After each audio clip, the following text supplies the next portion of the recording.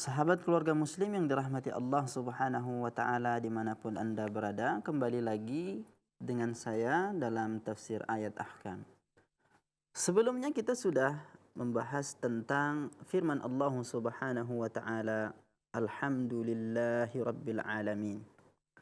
Pada ayat tersebut saat kita mengucapkannya, kita mengungkapkan pujian kita dan rasa syukur kita kepada Allah subhanahu wa ta'ala yang telah memelihara kita, sebab kita merupakan salah satu di antara alam atau makhluk yang telah diciptakan oleh Allah subhanahu wa ta'ala. Pada surah Al-Fatihah ini Allah subhanahu wa ta'ala pada 3 ayat yang pertama, sebenarnya Allah subhanahu wa ta'ala memperkenalkan dirinya kepada kita dengan menyebutkan beberapa sifat-sifat Allah subhanahu wa ta'ala. Pada ayat berikutnya Allah subhanahu wa ta'ala berfirman, Maliki yaumiddin. Maliki yaumiddin artinya adalah maliki. Maliki itu artinya yang menguasai. Kata maliki di dalam bahasa Arab artinya yang menguasai. Jadi kata al-malik itu adalah menunjukkan zat yang memiliki sifat menguasai segala sesuatu yang dikuasainya. Dan di antara tanda kekuasaan itu adalah bahwa sang malik ini tadi berkuasa untuk memerintah dan juga kuasa untuk melarang. Kuasa untuk memuliakan, juga kuasa untuk menghinakan serta menimpakan azab. Dan al-malik yang memiliki itu, yang menguasai itu, yang berkuasa itu juga mampu dan berkuasa untuk melakukan apa saja terhadap benda yang dia miliki dengan segala bentuk perlakuan. Jadi Allah subhanahu wa ta'ala, karena dia yang telah menciptakan seluruh alam semesta ini, maka seluruh alam semesta ini adalah milik Allah subhanahu wa ta'ala. Nah, pada ayat ini Allah subhanahu wa ta'ala menyandarkan kalimat atau menyandarkan kata malik kepada yaumiddin. Yaumiddin artinya adalah hari pembalasan.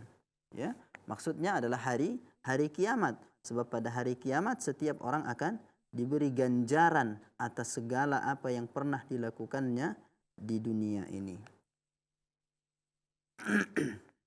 Nah, jadi kata maliki yaumiddin artinya yang menguasai hari pembalasan.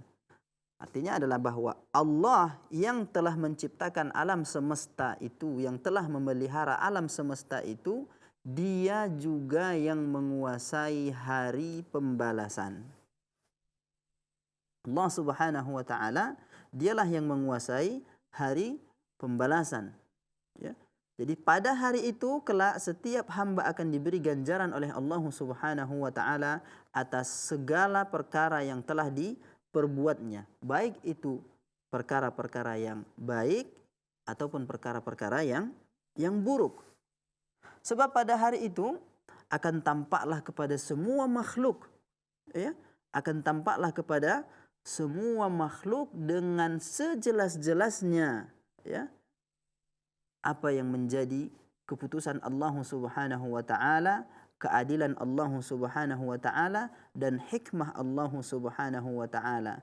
Dan pada hari itu pula akan terputuslah seluruh kepemilikan para hamba. Sebab hari itu yang berkuasa hanya Allah subhanahu wa ta'ala. Pada hari tersebut hanya Allah subhanahu wa ta'ala. Karena Allah mengatakan Maliki yaumiddin. Dialah yang menguasai hari pembalasan. Ya. Pada hari itu akan terputuslah seluruh kepemilikan yang dimiliki oleh makhluk-makhluk Allah Subhanahu wa ta'ala. Sampai-sampai pada hari itu antara seorang hamba dengan seorang raja sama di hadapan Allah Subhanahu wa ta'ala. Antara seorang budak dengan orang yang merdeka itu sama di hadapan Allah Subhanahu wa ta'ala. Semuanya tunduk kepada Allah Subhanahu wa ta'ala. Tunduk kepada keagungan Allah Subhanahu wa ta'ala. Taat kepada perintah Allah Subhanahu wa ta'ala, dan semua manusia saat itu menunggu keputusan Allah Subhanahu wa ta'ala dan balasan apa gerangan yang akan diberikan oleh Allah Subhanahu wa ta'ala. Di sana manusia-manusia akan berharap kepada Allah Subhanahu wa ta'ala ganjaran-ganjaran yang baik dari amal saleh yang mereka lakukan. Manusia-manusia itu kelak akan takut pada hari itu daripada azab dan hukuman Allah Subhanahu wa ta'ala. Oleh sebab itu, Allah Subhanahu wa ta'ala mengkhususkan penyebutan hari pembalasan ini. Allah sebutkan Maliki Yaumiddin. Ini menunjukkan bahwasanya pada hari itu hanya Allah lah satu-satunya yang berkuasa.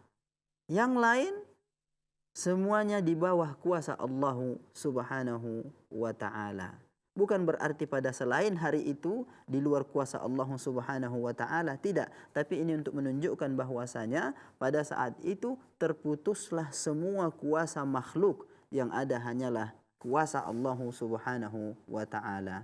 Kalaupun tidak demikian, maka sesungguhnya Allah Subhanahu wa ta'ala dia menguasai segala alam semesta ini, seluruh alam semesta, seluruh hari, seluruh masa, seluruh zaman, Allah Subhanahu wa ta'ala yang menguasainya. Allah Subhanahu wa ta'ala yang mengaturnya. Oleh sebab itu, ma'asyiral muslimin, sahabat keluarga muslim yang dirahmati Allah Subhanahu wa ta'ala, setelah kita mengenal siapa Allah Subhanahu wa ta'ala melalui 3 ayat yang baru saja kita pelajari tadi, hendaknya lah kita menundukkan hati kita kepada Allah Subhanahu wa ta'ala. Dan bagaimana Allah nanti pada ayat berikutnya, bagaimana Allah mengajarkan kepada kita bagaimana kita tunduk kepada Allah Subhanahu wa ta'ala.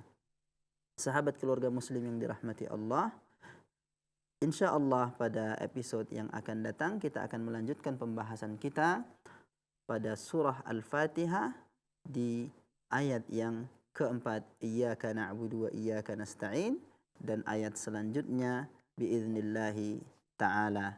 Tetaplah menyaksikan Salam TV. Akhirnya saya mohon undur diri kepada Allah Subhanahu wa ta'ala. Kita memohon ampun dan berharap semoga ilmu yang kita dapatkan menjadi ilmu yang bermanfaat. Subhanakallahumma wa bihamdika ashhadu an la ilaha illa anta astaghfiruka wa atubu ilaik. Wassalamu alaikum warahmatullahi wabarakatuh.